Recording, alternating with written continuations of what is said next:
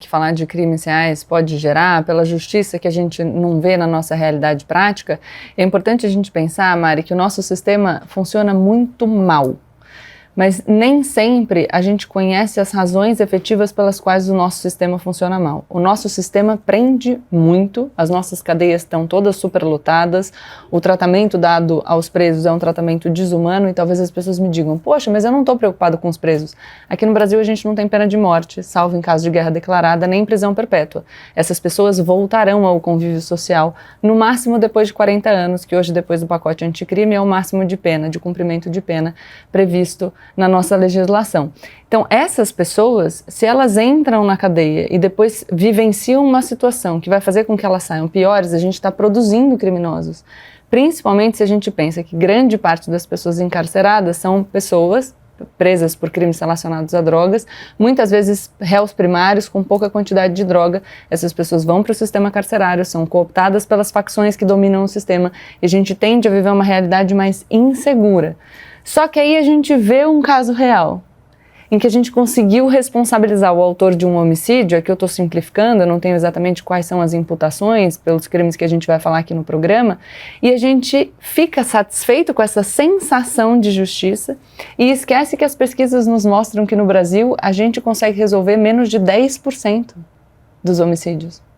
Nosso sistema funciona muito mal. A nossa perícia, que é o que a gente gosta de ver nas séries sobre filmes, não tem condição de trabalhar, a gente não tem perícia suficiente, não tem equipamento suficiente. Então, isso também serve como uma ilusão.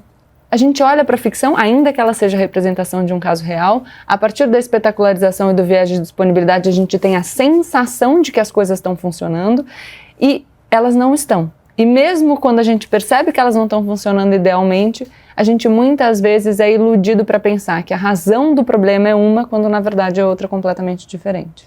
Bom, vamos trazer então aqui para a nossa discussão alguns crimes que marcaram época. A nossa produção preparou uma linha do tempo para mostrar para vocês. Olha só, vamos colocar aí na tela. A linha do tempo começa com o caso do Jack o Estripador, assassino que aterrorizava os moradores de Londres no final do século XIX. Até hoje ele não teve a identidade revelada. Ele foi acusado de matar pelo menos 5 mulheres, todas ficaram desfiguradas. Recentemente, um grupo de pesquisadores disse ter descoberto quem foi o Jack o Estripador com base num exame forense num xale de seda. Esse xale pertencia supostamente a uma das vítimas, mas alguns especialistas ainda estão questionando essa descoberta. Aqui no Brasil, teve o crime da Galeria de Cristal em 1909, na cidade de São Paulo.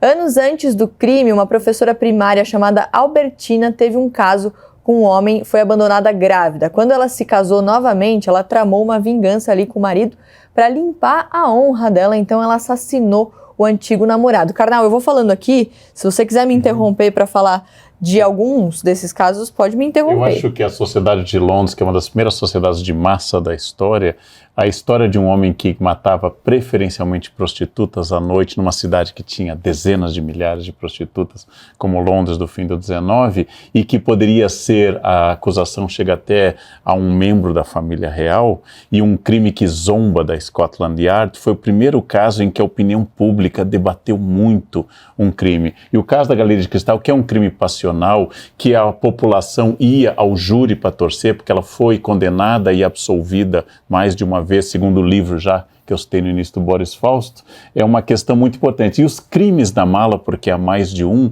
eles envolvem essa questão de crueldade, quer dizer, usar, por exemplo, depois serrar a vítima, colocar em uma mala, tudo isso envolve elementos de comoção, de catarse das pessoas. Cada crime desses tem um elemento, porque a população torceu por ela, porque ela foi desonrada por um homem que não cumpriu a palavra, no caso da Galeria de Cristal. Torceram por ela, não? Então é muito curioso isso, e quando ela saía inocentada, havia ovação na rua, ou saía acusada. Esses crimes mostram muito de quem nós somos, muito pouco dos crimes em si, e muito de quem nós somos a esse respeito, né? E o valor que essas coisas têm.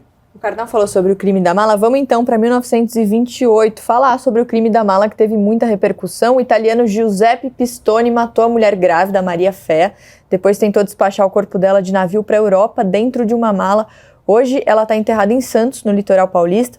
muita gente reza no túmulo dela pedindo milagres. Aí nos Estados Unidos, o caso do assassino do Zodíaco no fim da década de 60 ainda continua sem desfecho. Tem gente que acredita que ele planejava tudo porque ele nunca deixou as impressões digitais nas vítimas ou no local do crime. Ele também desafiava as autoridades e a imprensa, mandava cartas ameaçadoras com códigos praticamente indecifráveis. Ele nunca foi preso e nem sequer identificado pela polícia. Ainda nos Estados Unidos tem o caso do Ted Bundy, que foi executado em 1989, depois de ter sido condenado à morte. Ele assassinou mais de 35 mulheres nos anos 70. As vítimas tinham menos de 25 anos e eram bem parecidas fisicamente com uma ex-namorada dele. E o caso da Angela Diniz, socialite, que foi assassinada pelo namorado Doca Street em Búzios, no Rio de Janeiro, em 1976. Ele foi submetido a 2 julgamentos amplamente noticiados e condenado a 15 anos de prisão. A defesa dele alegou legítima defesa da honra, o que provocou indignação dos movimentos feministas. Ele morreu no fim do ano passado.